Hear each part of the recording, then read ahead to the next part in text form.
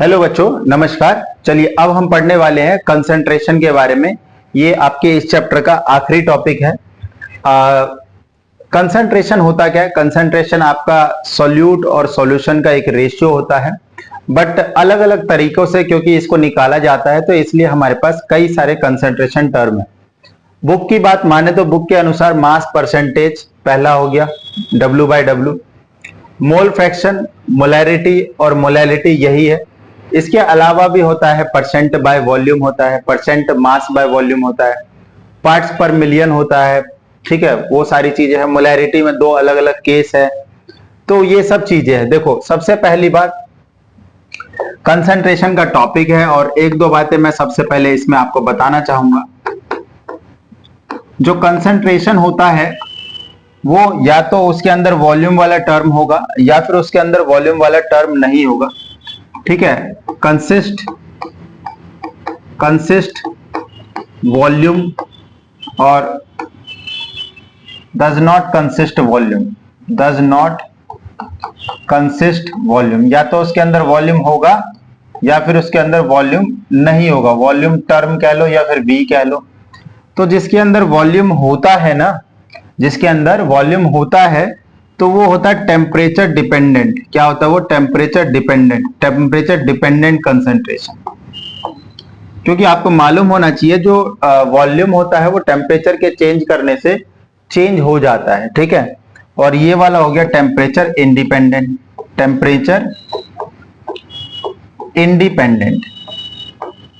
ठीक है बेटा, ये हो गया टेम्परेचर इंडिपेंडेंट। चलिए कुछ एग्जांपल देखते हैं। टेम्परेचर ये हो गया, जैसे कि आप परसेंटेज वॉल्यूम बाय वॉल्यूम की बात कर लेते हैं और इधर आ जाएगा परसेंटेज बाय मास, W/W।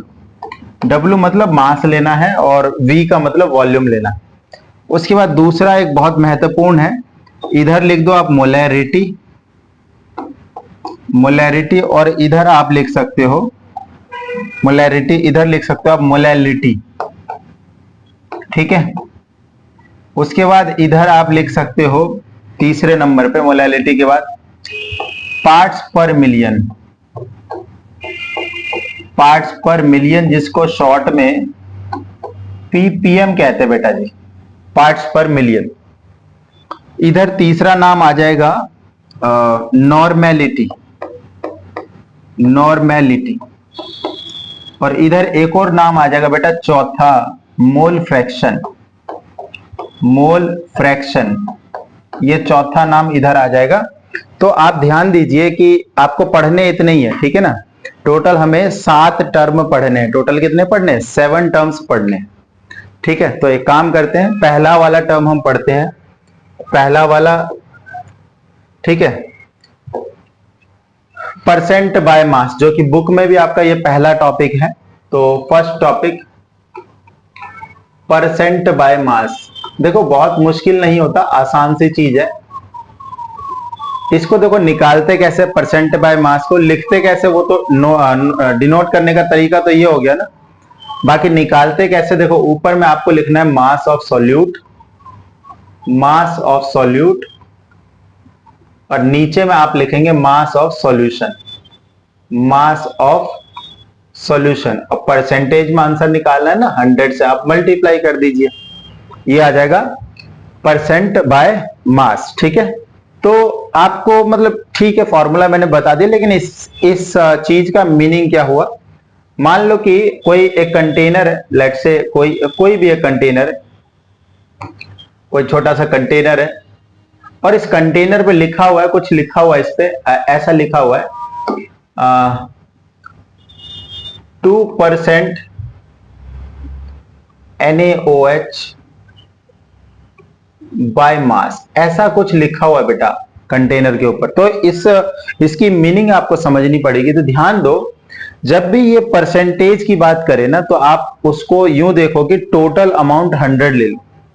तो बेटा आपको सॉल्यूशन कितना ले लेना है? सॉल्यूशन आपको ले लेना है 100 ग्राम ले लेना, क्योंकि बाय मास की बात कर रहा है। और ये जो 2% है ना, ये हो जाएगा सॉल्यूट मतलब यहां पे हो जाएगा NaOH। उम्मीद है कि आपको सॉल्यूट और सॉल्वेंट पता हो। सॉल्यूशन में अगर 2 कंपोनेंट है और जो कम अमाउंट में है वो सॉल्यूट हो जाता है और जो ज्यादा अमाउंट में वो सॉल्वेंट हो जाता है, और कंबाइनली उसको सॉल्यूशन कहते हैं। तो ये 2 ग्राम हो गया। तो बेटा सॉल्वेंट जब कुछ नहीं लिखा तो इसका मतलब वाटर होगा, और ये 98 ग्राम हो जाएगा। क्लियर है? तो ये हमारा परसेंट बाय मास हुआ। क्या हुआ? ये हमारा परसेंट बाय मास, छोटी सी चीज है, परसेंट बाय मास। यहीं पे दूसरा वाला जो है परसेंट बाय वॉल्यूम को भी हम कर लेते हैं, छोटा सा ही है, ठीक है, percent by volume, percent by volume. बस बेटा वो मास है और ये वॉल्यूम हो जाता है। देखो ये कैसे निकलेगा, वॉल्यूम ऑफ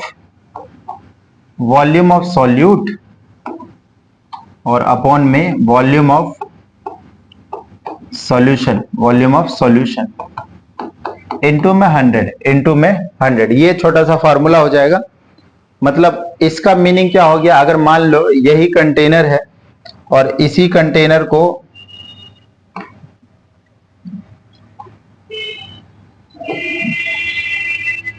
यहां पे बना दिया जाए,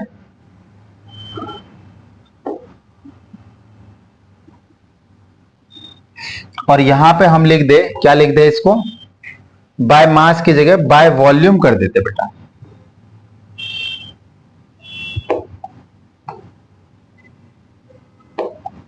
ठीक है, इसको काट के बाय वॉल्यूम। ठीक है, तो अब आपको क्या लिखना पड़ेगा, यहां पे जो सॉल्यूशन है वो 100 ml हो जाएगा, क्योंकि इस बार बाय वॉल्यूम बात कर रहा है, वॉल्यूम मतलब ml। और जो सॉल्यूट है जो कि यहाँ पे NaOH हुआ, फिर से वो 2 ml हो गया, और जो सॉल्वेंट है वो 98 ml हो जाएगा। बस इतना सा फर्क है। कभी कभी आपको बाय मास दिया हुआ है और बाय वॉल्यूम पूछ लेता है, इन दैट केस आपको डेंसिटी गिवन होगा। डेंसिटी का फॉर्मूला जैसा हम लोग जानते हैं, डेंसिटी होता है मास अपॉन में वॉल्यूम। आपको एक रिलेशन दे देता है मास और वॉल्यूम के बीच में, फिर इसको यूज करके हम कर लेते हैं। आगे क्वेश्चन करेंगे ना तो इस चीज को हम देखेंगे। तीसरे नंबर पे अपन पढ़ने वाले हैं मोल फ्रैक्शन को, ये वाली वैल्यू बेटा। ठीक है, चलिए आगे देखते हैं। मोल फ्रैक्शन, जैसे कोई मान लो कि कोई सॉल्यूशन है, ठीक है, कोई सॉल्यूशन है हमारे पास, ठीक है। इस सॉल्यूशन में 2 कंपोनेंट है, ठीक है, 2 कंपोनेंट। एक मान लो कि ये येलो कलर का कंपोनेंट है ना, लिक्विड है, और एक दूसरा ले लेते हैं अपन, चलो रेड कलर में ले लेते, व्हाइट कलर ले लेते बेटा। तो कहने का मतलब 2 अलग अलग कंपोनेंट, होमोजीनियस होगा ऑब्वियसली, ऐसा नहीं होगा जैसा मैं बना रहा हूं, तो होमोजीनियस है। ठीक है, तो 2 कंपोनेंट है, component A and component B. Component A के कुछ मोल होंगे, कंपोनेंट ए के मोल मान लेते Na मोल, और कंपोनेंट बी के Nb मोल। जो मोल फ्रैक्शन होता है ना, इसको एक्स जैसा लेटर दिखने वाला काई से इसको डिनोट करते हैं। एक्स बना दोगे तो भी काम चल जाएगा। ठीक है, और मोल फ्रैक्शन की कोई यूनिट नहीं होती, ये यूनिटलेस है। ये क्या है, यूनिटलेस। ऑल्दो वो पहले जो 2 थे वो भी यूनिटलेस क्वांटिटी है। ठीक है, तो मोल फ्रैक्शन ऑफ, जैसे ए का मोल फ्रैक्शन निकालना है, किसका निकालना है, ए का मोल फ्रैक्शन निकालना है, तो आपको ए के मोल ऊपर रखने हैं और बाकी जो बचे टोटल मोल जो है वो नीचे रखना है। बाकी बचा नहीं, टोटल मोल, जिसका मोल फ्रैक्शन निकाल रहे हो आप उसके मोल को आप न्यूमरेटर में रखिए, और जो बचे हुए का मोल टोटल मोल डिनोमिनेटर में रखिए। और अगर जैसे आप XB निकाल रहे हो तो फिर आपको B के मोल ऊपर रखने हैं। ये बेटा जी क्लियर है। तो जिसका मोल फ्रैक्शन निकालना है उसके मोल ऊपर, बाकी टोटल मोल नीचे। क्लियर है, ये सब चीज है।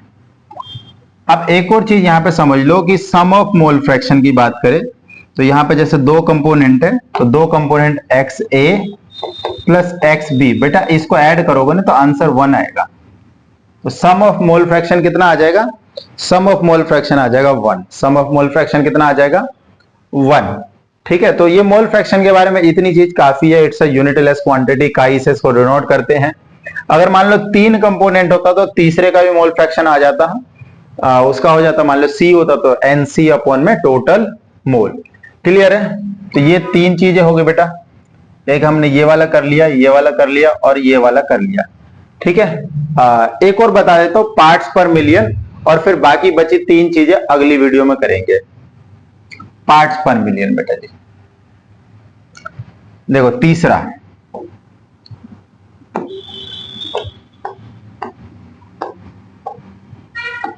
पार्ट्स पर मिलियन, पीपीएम। देखो मिलियन क्या होता है, मिलियन होता है 10 लाख, 10 लाख। और जिस बच्चों को नहीं पता, 10 लाख को हम 10 की पावर 6 लिखते हैं। जैसे परसेंटेज जब बोलता है तो 100 से मल्टीप्लाई करते हैं ना, 10 पावर 2 से। तो पार्ट्स पर मिलियन करेंगे तो आपको 10 पावर 6 से मल्टीप्लाई करना पड़ेगा। ठीक है, इसका क्या मतलब होता है, देखो वेट ऑफ सॉल्यूट, वेट मतलब मास हो गया, वेट ऑफ सॉल्यूट अपॉन में weight of solution into 10 power 6, तो आंसर पीपीएम में आ जाता है। यूजुअली ये ऐसी जगह पे निकाला जाता है जहां पे जो इम्प्योरिटी का लेवल है बहुत ज्यादा, बहुत ही कम रहता है। जैसे डस्ट का कंसंट्रेशन इन द एयर, या फिर ऑक्सीजन का कंसंट्रेशन इन द वाटर, या फिर हीमोग्लोबिन का कंसंट्रेशन इन आवर ब्लड। तो जहां पे वैल्यू या फिर इम्प्योरिटी का जो लेवल है बहुत कम होता है, वहां पर हम लोग पीपीएम का यूज करते हैं। किसका यूज करते हैं? पीपीएम का। वेट कहीं कहीं पे ऐसा लिखा होगा बेटा, उससे घबराना नहीं है, चीज सेम ही है। Number of parts of solute, और डिनोमिनेटर में हो जाएगा number of parts of solution into में 10 पावर 6। तो ये भी होता है, फॉर्मूला दोनों है, पीपीएम के फॉर्मूले हैं दोनों के दोनों, पार्ट्स पर मिलियन के फॉर्मूले। ठीक है, एक ही फॉर्मूला है, दो अलग अलग तरीके से लिखा हुआ है। ठीक है, अगेन इसका भी कोई यूनिट नहीं होता, पीपीएम कह लो, नाम है या यूनिट है वो जरूरी नहीं है। ठीक है, इसको अगर बात करें तो इसका शॉर्ट में आप ये कह सकते हो, ये मिलीग्राम पर लीटर आप कैलकुलेट कर रहे हो चीजें, 1 लीटर में कितने मिलीग्राम है, दैट इज द पार्ट्स पर मिलियन। या फिर माइक्रोग्राम पर एमएल, माइक्रोग्राम पर एमएल ये भी कह सकते हो आप। मिलीग्राम पर लीटर कैलकुलेट कर लो या माइक्रोग्राम पर एमएल कैलकुलेट कर लो, तो ये आपके पार्ट्स पर मिलियन ही निकल के आएंगे। ठीक है बच्चों, तो अगर आपको वीडियो समझ में आ रही है, अगर चीजें आपको अच्छी लग रही है, तो प्लीज वीडियो को लाइक करो यार, चैनल को सब्सक्राइब करो, अपने दोस्तों के साथ शेयर करो इसको। धन्यवाद।